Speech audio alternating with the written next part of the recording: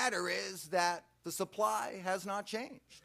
In fact, the supply has become tighter because the one source that the world's looking for oil in the next 25 years, the source that the International Energy Agency thinks is going to produce more oil in the next 30 years than Saudi Arabia, is the Canadian oil sands. And that certainly is not going to happen. Not going to happen today with these prices. So while I believe that prices can decline, it can decline as deep as the recession gets. But the fact of the matter is that it's going to be a lot easier to bring back demand than it is to bring back supply. And when this recession's over, what we're going to find is the oil markets that lie in the wake of this recession are going to be that much tighter than the oil markets that led to triple-digit oil prices. Because, well, everybody right now is focused on demand destruction. Demand destruction is ephemeral. Demand destruction is cyclical. The real legacy of this recession on the future of oil prices will be supply destruction. I got more to say, but that's just my opening remark. Thanks, Jeff. I also have the good fortune this afternoon of introducing you to Dennis Gartman, editor and publisher of the infamous Gartman Letter, which along with a strong cup of coffee is responsible for getting investment advisors and traders around North America off to a fast start every morning. His eminently readable commentary and opinionated market views provide great color to the day-to-day machinations of our markets, including this morning's bon mot, which is a French term because National Bank is a French term. Averaging down is the carcinogen of investing. It always had been, it always will be. Little tidbits like that every day are what make the newsletter so readable. And based on my read of his opinionated opinions, it is unlikely, given his thoughts on the Alberta royalty regime, that our Alberta energy minister sent a bouquet of roses to his hotel room last night. In addition to his background as an economist, Mr. Gartman is a market expert in the field of derivatives, whatever those are. And he is a frequent guest on business television shows discussing his insightful views on commodities and capital markets. Please join me in welcoming Mr. Dennis Gartman. Dennis, if you have a few moments to... Yeah, sure. Can I just sit here? Hold your applause. You may regret having done it by the time this is all done. I start most conversations telling people that I am a trader. Have been one for the last 35 years, and when I go back to undergraduate school for career day and tell people that I'm a trader, they say, very cool, can you make much money selling America's secrets to other people? And I have to tell them, no, it's T-R-A-D-E-R, not T-R-A-I-T-O-R, and there have been times over the course of the last 35 years that I'm convinced that being the former is a much better way to make a living than being a latter. I am supposedly a trained economist. I've tried very hard in 35 years to overcome that fact. Most everything they taught me in school has proven to be utterly and completely worthless. And I wish that I had spent more time studying philosophy. Trading and investing and is the study of the human condition. I wish I'd learned a little more about philosophy. I wish I'd learned a little more about philosophy or psychology. That is the essence of the human condition. I wish I'd spent more time studying literature. Why did Hamlet wait so long to take action? Why did Lear split his kingdom into three parts? What was he thinking? But as I tell everybody, I was a floor trader in Chicago, down in the pits, a more aptly named place there is not. I like to tell people that the fellow who stood next to me was Brian O'Doherty, played defensive tackle for my beloved North Carolina State University. We are the Wolf Pack. The guys at the University of North Carolina are the Tar Heels, and we're going to beat them in basketball before I die, I hope. The fellow who stood next to me, Brian, was 285, 6'7", basically caved in my ribs on the right-hand side in the trading pit. The fellow who stood to the left of me was bigger than was Brian. He basically made my ribs on the left side black and blue after 7 years of trading down there. And the fellow who stood behind me, John Ott, was a spitter. So it was really not a nice place to be.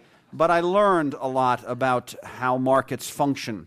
I've made every mistake known to man. I got rich 3 times in Chicago, got broke 2.5 times, and lost a wife to a margin call. Those things happen. Wives get very testy when you have to come home and tell them, honey, I lost the house.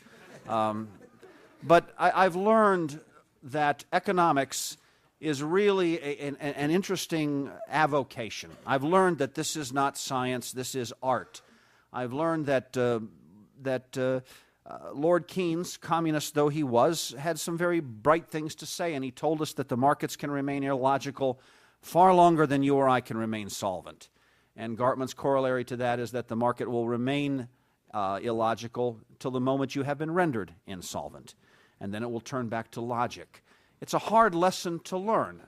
It's a lesson that everybody needs to learn, and as Mr. Simard said, as he introduced me, this morning I spoke, and this morning I wrote about the fact that the one thing that will kill you in this business is doing more of that which has not been working. Averaging down is what has taken all the great investors out of the business, buying something at 40 and buying more at 20 and buying more at 10 and smoking, as I like to say, hopium and hope that it comes back is a silly thing to do.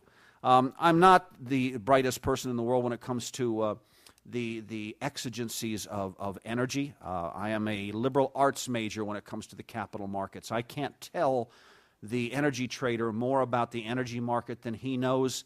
If I can, God help him. I can't tell the foreign exchange trader more about the Forex market than he knows. If I can, God help him. I can't tell the bond trader more about the Federal Reserve's policies or the Bank of Japan's policies or the Bank of Canada's policies or the ECB's policies. If I can, God help her. But what I can do is take a relatively decent and broad view of what's going on in all of the markets and perhaps protect the foreign exchange trader from something that's happening over in energy. Perhaps to protect the energy trader from something that's happening over in the debt market. To protect the equities trader from something that's happening over in the energy market. That's my job. I look at the broad markets. I look at how all of them impinge upon one another and perhaps bring a little common sense to what goes on. So that's my story, and I'm sticking with it. Thanks, Dennis. Okay, so again, please, the questions, if you have any, please pass them along, but I will start in with a few here, and I'll start in with the simplest. The spot month WTI futures contract is currently trading around $38, and the price 1 year out is trading around $55. What are your thoughts on where spot WTI will be in 1 month, 6 months, and a year from now? And maybe, Dennis, we'll start with your thoughts on. Well, first of all, we have to be very careful about WTI. It's becoming less and less important by the hour as a marker crude. Time's up. Let's go. Let's drink. All right. It's becoming less and less important as a marker crude for any number of reasons, but the fact that contango has gone out to the preposterous levels to which it has, I guess, has to be attributed to the fact that many of the oil ETFs are causing an awful lot of front selling to distend that market. I'm paying less and less attention to WTI every day now and more attention to Brent, and I'm actually having to pay attention to Dubai because whether we like it or not, and if you had asked me this question 2 years ago and said, do you think that the advent of ETFs is going to have a disingenuous or a debilitating or a hurtful impact upon prices, I would have said no. It's going to create liquidity, and liquidity always is a good thing. To bring more participants into the market is always a good thing. But what has happened is, let's be blunt, the long-only funds having to roll out of their near-term positions continue to depress that front WTI contract and put preposterous amounts of contango into the market.